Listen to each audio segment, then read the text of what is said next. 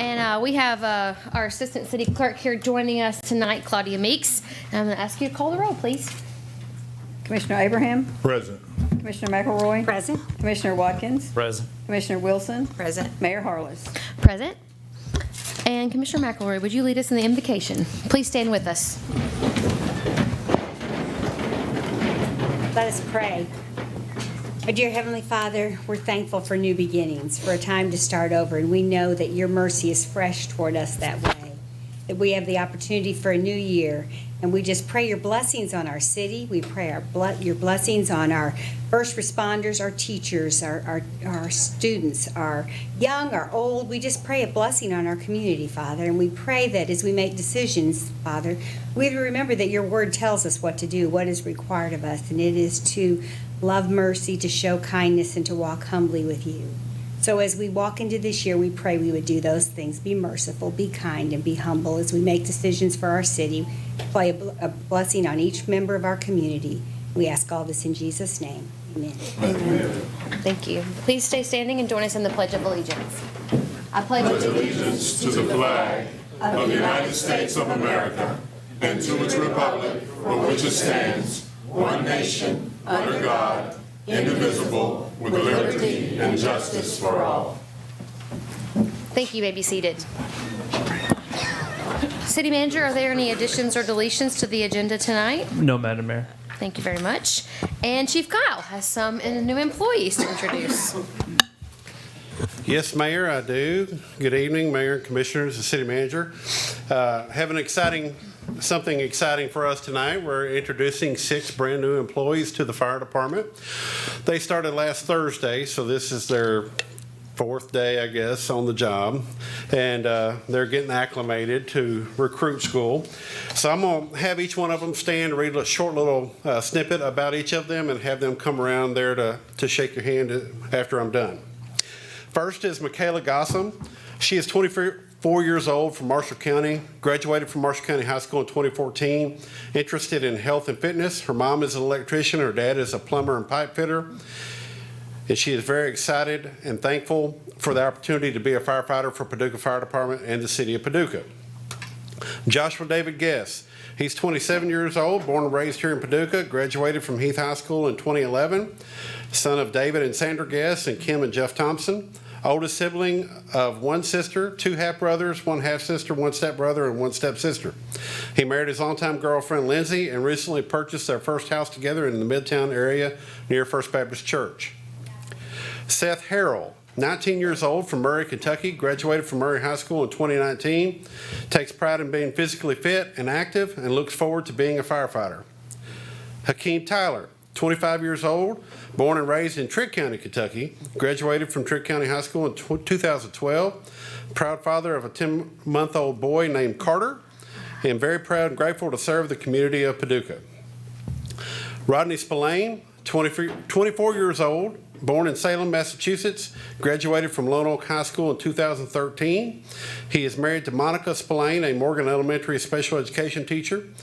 They have a 4-year-old son named Harvey, who they are very proud of and very grateful for the opportunity that all of you have given him. And then Aiden Yarbrough, 20 years old, from Callaway County, graduated from Murray High School in 2017, currently attending WKCTC for an associate's degree in fire science, and is thankful for the opportunity to serve the Paducah community. Wow.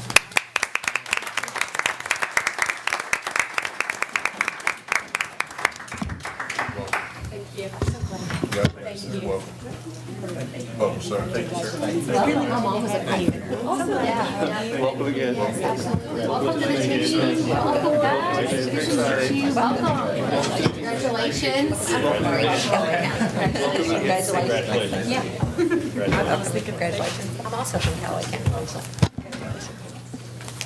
Thank you so much. Welcome to the team, everyone. Congratulations. That's a good local group. I mean, seriously, regional, local. We're excited to have you guys. Are you guys sticking around, or do you need permission to exit the front row? We do. We'll see you guys next time. You're welcome.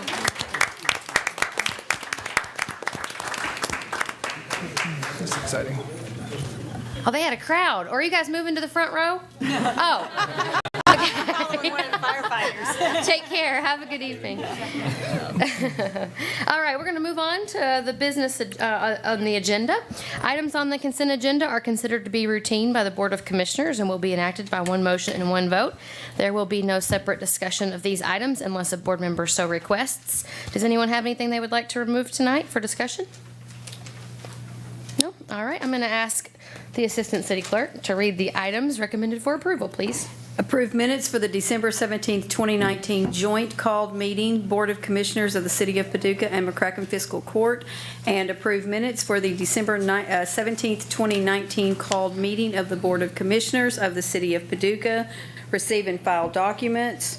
Appointment of Karami Underwood to the Paducah McCracken County Senior Citizens Board to replace Charles Chuck Walter, who resigned. This term shall expire June 30th, 2022. Appointment of Emerson Goodwin to the Barkley Airport Authority Board to replace Andres Q. Bendy, whose term has expired. Said term shall expire December 31st, 2023. Appointment of Ashley Johnson to the Barkley Airport Authority Board to replace James Page II, whose term has expired. Said term shall expire December 16th, 2023, and reappointment of Dan Patterson. Said term shall expire December 12th, 2023. Personnel items. A municipal order authorizing the city manager to distribute vacation days to certain employees of the City of Paducah as part of the annual Employee Appreciation Christmas Luncheon Charity Food Collection. A municipal order accepting the bid of Linwood Motors for sale to the city of one 1/2-ton pickup 4x4 SSV in a total amount of $34,677.96 for use by the Fire Prevention Division, and authorizing the mayor to execute a contract for same. Make a motion to accept the consent agenda as proposed. Second. Thank you. Roll call, please. Abraham?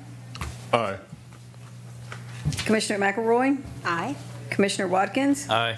Commissioner Wilson? Aye. Mayor Harless? Aye. I think you might have been one of the employees that won one of those vacation days. I was. So thank you. Congratulations. That was a really fun party. Okay, we're going to move on to Commissioner Abraham. I move that the Board of Commissioners adopt an ordinance entitled an ordinance authorizing the mayor to execute change order number 1 with Bacon, Farmer and Workman Engineering and Testing Inc. in the amount of $5,000 for the Paducah Parks and Recreation Master Plan. This ordinance is summarized as follows. This ordinance authorizes the mayor to execute change order number 1 in the amount of $5,000 with Bacon, Farmer and Workman Engineering and Testing, Inc. for work related to the addition of McCracken County residents in the statistically valid survey for a new total contract amount of $107,500. Second. Any conversation, discussion on this? Questions? No? All right, roll call, please. Commissioner Abraham? Aye. Commissioner McElroy? Aye. Commissioner Watkins? Aye. Commissioner Wilson? Aye. Mayor Harless? Aye. Commissioner McElroy. Okay, get comfortable. I wish I could just say repeal and replace, but I move the City Commission adopt an ordinance entitled, an ordinance repealing Chapter 22 of the Code of Ordinances of the City of Paducah, Kentucky, which governs cable communications, and replacing it with its entirety. This ordinance is summarized as follows. This ordinance repeals the existing Chapter 22 of the Code of Ordinances of the City of Paducah and replaces it in its entirety. Changes include applicable law as new defined term, which include any and all local law, state, or federal law, statute, charter, ordinance, regulation, code, franchise permit, judgment, or decree in accordance with state and federal law.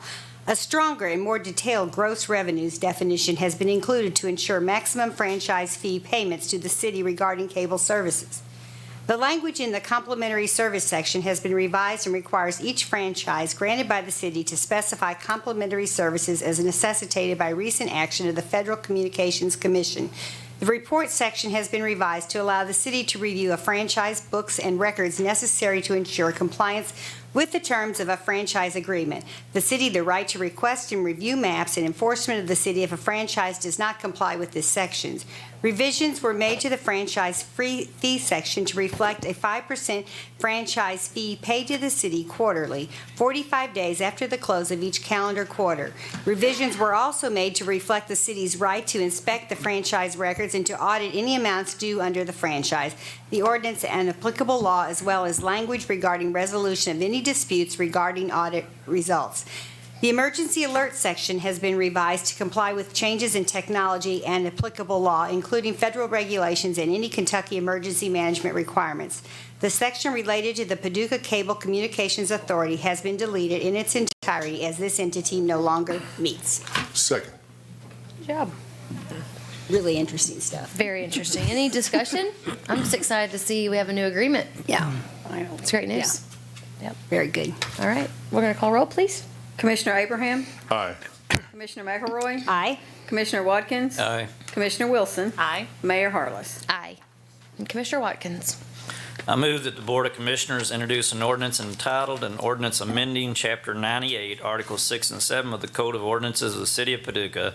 This ordinance is summarized as follows. This ordinance amends Chapter 98, Articles 6 and 7 of the Code of Ordinances of the City of Paducah related to parades and general assemblies to enact a permit fee of $100 for parade and general assembly applications. This ordinance requires parade and general assembly permittees to obtain all setup, operation, and breakdown materials and services from private businesses unless evidence is shown that applicable materials and services cannot be acquired from local businesses. If sufficient documentation is provided, the city may offer to provide materials at its disposal at a rate of 125% of the average local business pricing. However, if no business in the City of Paducah offers services and/or materials required for all setup, operation, and breakdown of the event, the city may provide materials at its disposal as well as services offered by the city in the normal course of business at a rate of 15% of cost to the city for said services and materials. Police off-duty overtime security detail, city single-source services, utility fees, and facility rentals shall be provided at a set fee. This ordinance is not applicable to city-sponsored or co-sponsored events or events and activities conducted at Paducah Civic Center and at reserved buildings and shelters located on city-owned public parks. The full text of each section that imposes fees shall be published in accordance with KRS 83A.060. Second.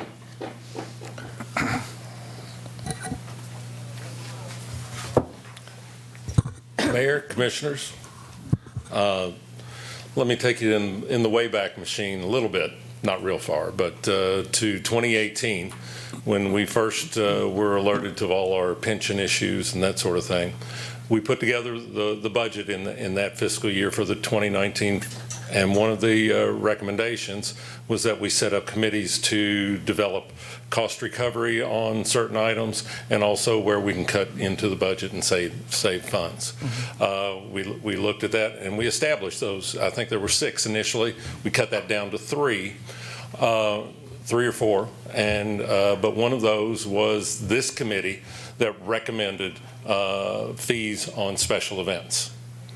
And what we did after that initial recommendation, we didn't have a base fee on the cost recovery percentage-wise, but we alerted everybody who was going to be taking or who filled out a permit last year. In their permit letter, we noted that we would be looking to charge the $100 fee as well as a percentage of cost recovery to be determined. And so with this year's, as that time is around where we will start to get all of those permits this year, at the end of 2019, we had notified everybody. It's time to institute that recovery.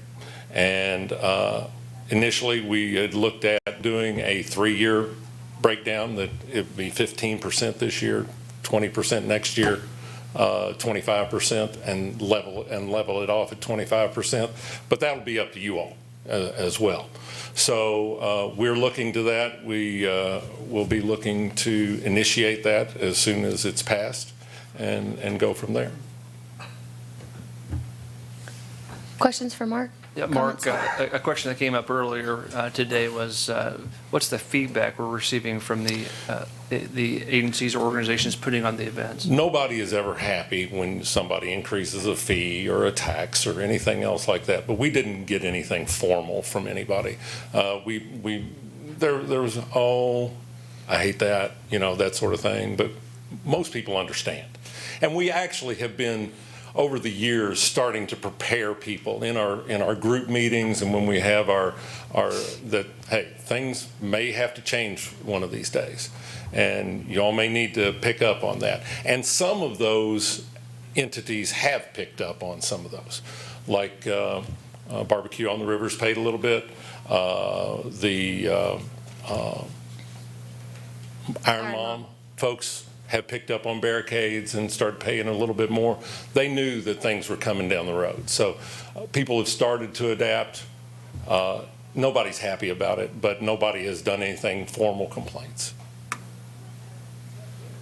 When you say cost recovery, what kind of items would typically fall into that category? Staffing. Like police? Well, the police have their own setup, and that would be under the second section. It's things like public works. When we're down Barbecue on the River, when we're doing that, we have to clean restrooms. We have to stand there all day. Mm-hmm. We've got to do all of those types of things. And those are the types along the way when we deliver barricades. It takes something to go pick those barricades back up. It takes something, to do that. And so kind of tracking that and the materials. The separate breakout are things like utilities. We've always charged folks for electric and water because that's easy to do. Things that we have not charged for are things like our portable restroom units. A couple of years ago, we had one break down, and we did not have it for Barbecue on the River. Rick, if I recall, that we went and paid an extra $5,000 just to bring one in from Nashville. We ate that. And that's something that in the future would not be included. Have you already come up with your set fee on those single source services that you mentioned? We're going to present that at the next one under a municipal order. Oh, okay. I was going to say, it would be helpful to have a fictitious event. Yeah. And what the fees might be. We can actually provide you probably with some of the costs that we've estimated costs on some of those events over the past years. I think when we were doing our staff workshops on that, I think we handed out a few of those. So I think we have some of that. I think that would be really good. Yeah, I think that would be helpful. And also, I know that you've asked the departments to submit to you their costs associated with the events in 2019. Did you get what you needed there? Most of it. I mean, primarily it's the police department was probably the biggest. Public Works had their set costs on some things, but those are things that we've been tracking actually probably for the past 4 or 5 years, if I'm correct. And this would not apply to things the city sponsored or co-sponsored, is that correct? Okay. Correct. For things like the bathroom cleanup, if I'm an event organizer and I want to save money, then I would probably find volunteers to come clean the bathrooms. Mm-hmm. And that's okay. That would be absolutely, and that's there's a couple of things that we're also doing with trash. that. Encouraging that type of assistance. But also, we're actually, by providing some of these services, we're taking away business from local businesses, or at least opportunities, from the local rental places, United Rental, Kitmo, those folks who do provide barricades and do provide stages and those types of things. Those are out there. We're actually taking money out of their hands by providing those services. So that's one of the other things we were encouraging. Other questions, commissioners? No? All right. Thank you. Thank you for that. All right, Commissioner Wilson.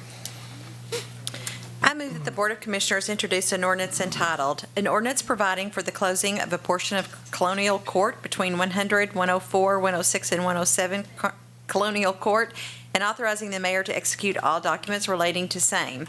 This ordinance is summarized as follows. The City of Paducah does hereby authorize the closure of a portion of Colonial Court between 100, 104, 106, and 107, and authorizes, empowers, and directs the mayor to execute a quitclaim deed from the city to the property owners in or abutting the public ways to be closed. Second. Madam Mayor, Commission, City Manager, you all may be wondering where this is, this road. It actually is a new development, and we had an unusual situation where we started a new road, and sometimes when you start a subdivision, people come and start looking, and there was actually a commercial development that went in and said, hey, we'd like to buy all 4 of these lots, but we want to move the road that's under construction. We want to make it shorter so we can have a bigger lot. So this is, Colonial Court is off of Pecan Drive. If you turn on highway off 62 onto Pecan Drive and then take the next right, that's the new Colonial Court. And so we actually have a business that has gone in and wishes to buy from the developer and make one big lot for their development. And it just so happens that they're moving the right-of-way back.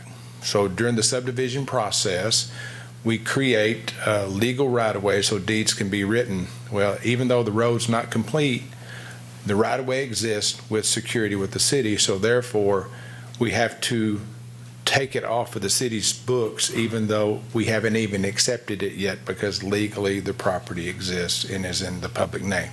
So first time that I've ever experienced that. Most of the time we're having to close right away we're not using or something like that, but this is actually one that was in construction, and since everything was in place and we've already accepted the right of way and it's been approved in the courthouse, we have to close this portion of the right of way as if it was in service for many, many years.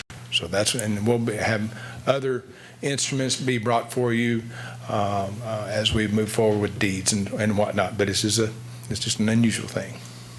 But it's a good thing. Sounds great. Any questions? We stumped you. You're not easily stumped. And this, I meant doing this. You said you'd never done it before. It's the first time. Yeah. All right, Commissioner Abraham. I move that the Board of Commissioners introduce an ordinance entitled, an ordinance authorizing the mayor to execute an agreement with Plante Moran not to exceed $90,000 for technical assistance with EnerGov code and permitting software implementation. This ordinance authorizes the mayor to execute a professional service agreement with Plante Moran in an amount not to exceed $90,000 for technical assistance with the implementation of the EnerGov software. Second. Oh, second. Thank you. Good evening, Mayor and Commissioners. You have the dynamic software duo with myself and IT Director Stephen Chino for you. So we are preparing to implement EnerGov, which is the codes and permitting solution. Our kickoff is actually next month. And you may remember that when we were working on the CAD 911 project, we had a company called Federal Engineering. It was a one-time cost that helped us get that project live. And that project was delivered on time, and a big part of that success was due to the technical expertise that they brought. So as we were getting ready to start EnerGov, we started looking around to see if there were companies that specialize in the EnerGov product and how it could help our project. So we had kind of an executive committee with myself, Stephen Chino, and Fire Chief Steve Kyle looking at what was out there. And our recommendation is to execute a contract with Plante Moran because they specialize in the EnerGov product and working with Tyler. And I'll let Stephen Chino kind of speak a little bit about why this is our recommendation for this technical assistance. Sure, thank you. If you guys remember, it wasn't that long ago we were here to talk about federal engineering helping on the 911 project. And I hope that you've had a chance to go look at the new system and see it in action. As Michelle said, it was delivered on time, on budget, and a great deal of that success is owed to federal engineering for project tracking, budget tracking. We do that stuff too, but they kind of say, hey, this is stuff you may not have dealt with before. This is best practice in the industry. Maybe take a look at it in this direction. And that's the same way with what we're talking about now with EnerGov codes and permitting. We deal with software daily. We always are looking at whatever the next step is. This particular piece of software, it's a one and done thing. You set it up once, and it's probably not 10 or 15 years before you change it or look at it again. So it's very important that you get it right the first time, and especially since it's a piece of software we don't do very often. As a matter of fact, for any of us that are on staff, we've never done this particular type, and so we've done our due diligence. We've actually called different cities to see how their implementations went, and the ones that have used Plante Moran, very positive feedback, kind of gave us some ins and outs about what to expect, what kind of time requirements we're going to need to put forth, and I think it's going to make for a successful project, and so that's why we're bringing this before you. Like she said, it's a one-time cost. It frees up staff to take care of the actual nuts and bolts of what goes into the product. They're guiding you to tell you how to set it up. So we think it's going to be a big win for us, and that the price that you're looking at includes travel, includes on-site stays. So we've done a lot of homework on it and would appreciate your consideration. So we are proposing to absorb this in the ERP software budget. I have enough to absorb it now, but we'll have to talk about it in future years about the project. Mm-hmm. Any questions? Any questions? I have a question for you. Sure. The timeline? Yes. Did you allow them to propose the timeline when they responded to you, or did you propose the timeline? I proposed the timeline. We have an aggressive timeline of getting it started, and then our goal would be to get it live within a year. So that's a not to exceed, so I'm going to do my best to keep that down. That basically gives us authority to go up to that, but I'm going to do my best to keep it down and get it delivered within a year. Okay. Is our goal. Okay. Mm-hmm. Just as a review, what does this project do for the city? That's great. Go ahead. You start, and then. I'll start. So EnerGov is a very exciting codes and permitting solution, and what's really neat about it is it's actually GIS based. There we go. So we have a very that's kind of what's going to push it over the edge, so it should streamline the codes and permitting process. We're going to have electronic plan review where you can actually submit your plans online, and we'll be able to review them in real time as opposed to passing paper copies around. Everyone will be able to work on it at the same time, so it should provide for an enhanced experience for the customer and streamline our processes as well. And it's all off of our very expansive GIS network that we have. Yeah, that's. I'm glad she brought that up. One of the things that we're constantly working on and very proud of is our GIS database and the software that we do have. And the current system uses that, but not to the extent that EnerGov does. It uses all of our changes in real time so that whenever we make those changes, they're reflected. Right now, we have to push those, and there's some delay in some of that. And this will make it easier for us to administer that across all departments. Really exciting stuff. It uses one central database. Everybody's looking at the same picture, so we're all, working off the same plan. That's great. My understanding is too, and I was having a conversation with the mayor about this afternoon, is that this also allows for online, off-site submissions. Yes. So Correct. we have Open Counter, which is going to launch, I think, at the end of this month. Yeah. And we'll get a demo of that this next meeting, the Board of Commissioners meeting. But then that's basically like, where you dream, this is where conceptual, how's this fit in, and now EnerGov allows it to put into reality. Correct. Yeah, that's the next step of taking the nuts and bolts and actually building your house or whatever, so, yep. Yep, there is an online portal where people actually be able to submit their permit without having to come in if they know what they want to do and don't need maybe a kickstart meeting or those other types. If it's someone who typically works with the city and they know what they need to request, they'll be able to submit it online, pay for it online, so you won't have to come to City Hall. And customer experience will also be a part of the EnerGov project, so we're folding them into that too to see how we can enhance the experience as well. Great. I'm excited about this. I like technology solutions. That's great. Thank you all. Thank you very much. Appreciate it. Commissioner McElroy. Yes, I move that the Board of Commissioners introduce an ordinance entitled, "An Ordinance Amending Chapter 70, Article 3, Brooks Stadium Commission of the Code of Ordinances of the City of Paducah, Kentucky." This ordinance is summarized as follows. This ordinance amends the Code of Ordinances of the City of Paducah, Kentucky to increase the total number of Brooks Stadium Commission members from 9 to 10 and to remove the voting rights of the Brooks Stadium Commission president except to cast the deciding vote in the case of a tie. Second. Any questions about this one? Has to be a good thing. Sounds like a good move. Do you have any comments you want to make about that, Jim? I just for the record, that this was requested by the Brooks Stadium Commission. And initially, I tried to steer them away from this because it's always wise to have an odd number on your board. And so let's just make the presiding chair a tie. Great. So they can use all the help they can get, right, Commissioner Abraham? Right. They do great work. They do. That's right. It's a lot of work. It's good work. Great board. All right. City Manager. Thank you, Madam Mayor. I just have really just one thing. That's the Board of Commissioners retreat, which is coming up on Saturday, January 25th. It'll be here less than 2 weeks now. The staff's been preparing for it. The agendas have been prepared. Just got to touch a few things up at the end of this week, but looking forward to a great day focusing on strategic plan and focusing on what we can do better for the residents in 2020. Sounds great. Any of the Board of Commissioners have any comments they'd like to make tonight? Yeah, I have one. Okay. Ready? Go We're ahead. good. Just kind of segueing into the retreat that we have coming up, and to comment on the flooding that we just experienced here in the city. I made some notes, so keep me on point. The job, Board of Commissioners, City Manager, form of government laid out in KRS essential services, provide safety and to provide a balanced budget for the running of the city for our citizens who elect us.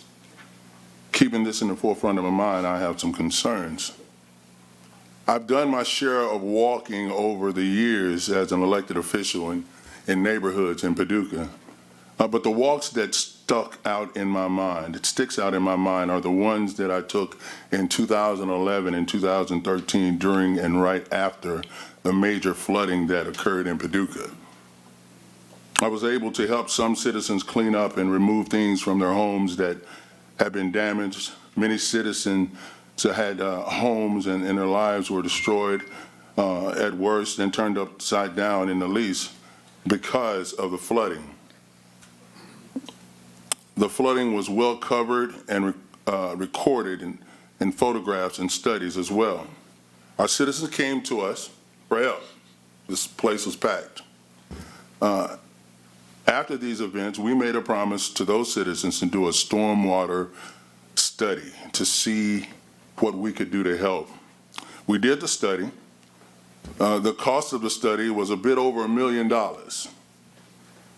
I've been researching this issue, and to my understanding, I am sure my fellow board members are aware, since we have a policy here that when you speak to one board member, if they're making inquiries, to make sure that the other board members know exactly what you're inquiring about.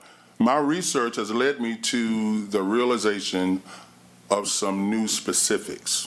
It's been a while since we talked about this. And I think we're going to talk about it again in our retreat.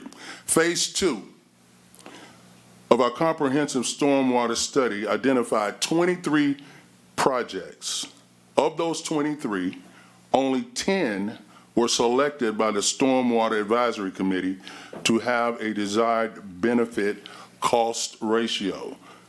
The summary cost associated with the 10 projects selected total approximately $43 million. Out of those 10 projects, 2 of the 10 had an estimated construction cost of $30 million. These 2 projects generally would provide flood mitigation and relief for some areas that normally heavily flood. The remaining 8 projects of the original 10 would not really make a dent in the flooding issues, again, to my understanding. At this point, I'm thinking of the price tag of $30 million for the two capital projects that would help stop some of the flooding. And then my mind goes directly to a secured $22 million that are currently available to us as a municipal, which requires a 20-year loan. 20 years. No one wants to raise taxes.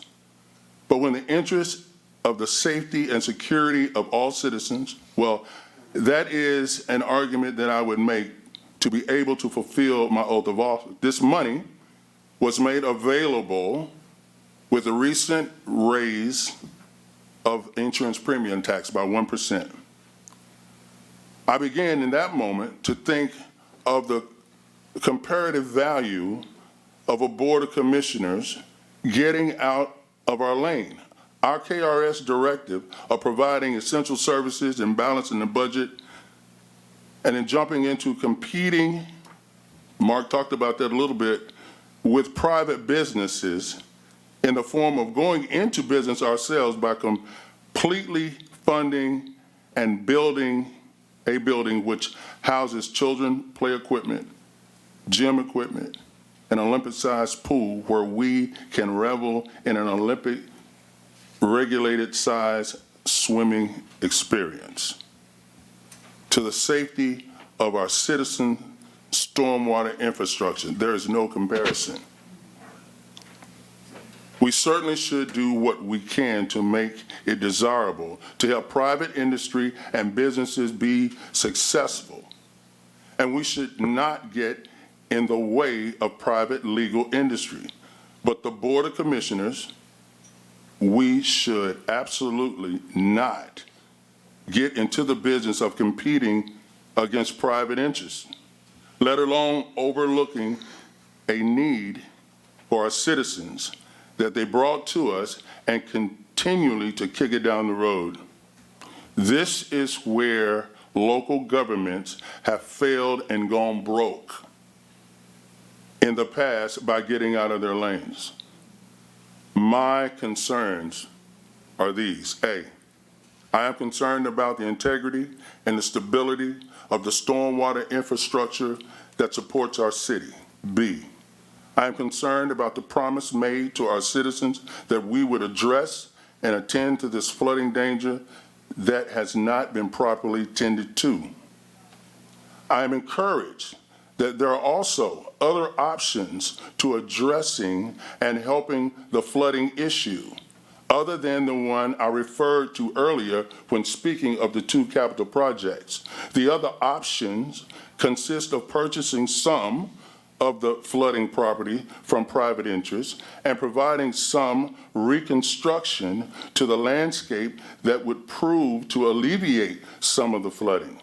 And the price tag on this option is less than $30,000, but which would certainly benefit from a $22 million boost to help achieve the goal of addressing the flooding.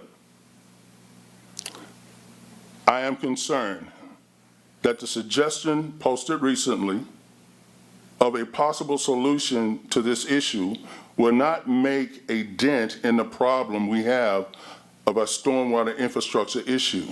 The reason I make this statement is I was helped to understand how large our problem is after speaking with people who specialize in the specific Paducah stormwater infrastructural struggles.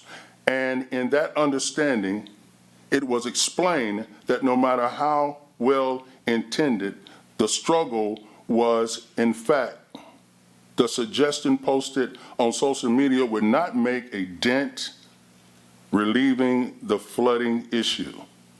I am encouraged that after checking with people who are experts in this financial issue, it is the consensus that it is very possible to change what we spend this money for, the aforementioned $22 million.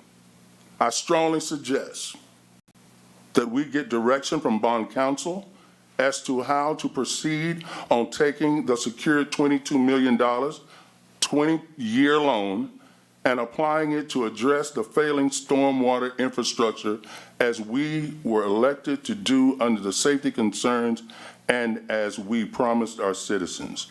I challenge any of my fellow board members to explain to our constituents how a glorified pool, gym, and play area, which will probably not be sustainable financially, which will compete with private businesses, and which will also be used by very few of our population, compares to protecting businesses and housing that touches the majority of our citizens from the destruction of their homes and livelihoods and their ability to go about doing their business in a river city when it rains, especially since they came to us for help and we promised to help.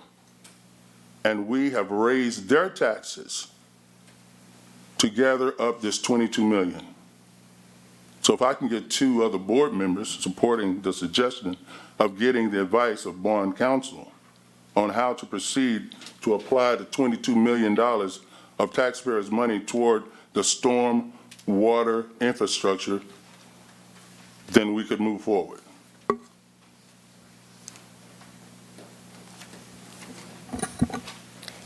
Anyone have any comments?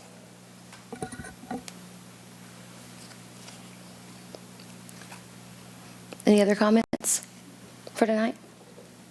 No, I know there's one from the public.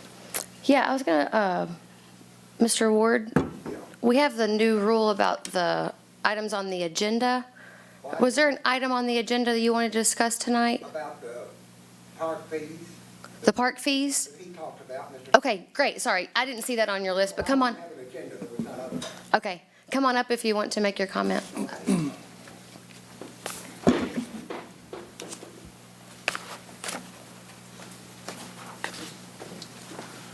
Well, my comment on the park fees was,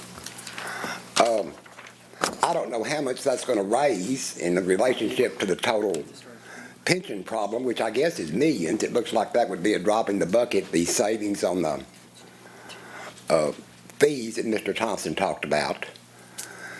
And then the second point is, another thing in relation to these fees, is I remember when y'all, this is sort of the same subject, when y'all talked about the food trucks, I think 2 years ago, and you, Brandy, made the remark that I could envision down the road us having food truck festivals. You remember that? Mm-hmm. Okay. Well, while you're looking at this, I think you could have food trucks here, but the rules and regulations on them are too strict. For example, now, there are 8 food trucks licensed in Mayfield. And they're going to start having in April food truck festivals every month up there on the Court Square, starting in April. So, I mean, you're looking at festivals here in tourism. I think maybe if you looked again at those strict food truck regulations, you might have some food trucks here. That's really all I have to say. Okay. Thank you, Mr. Ward. All right, I'm going to make a motion to adjourn. Second. All right, all in favor? Aye. All right, meeting adjourned. Thank you all.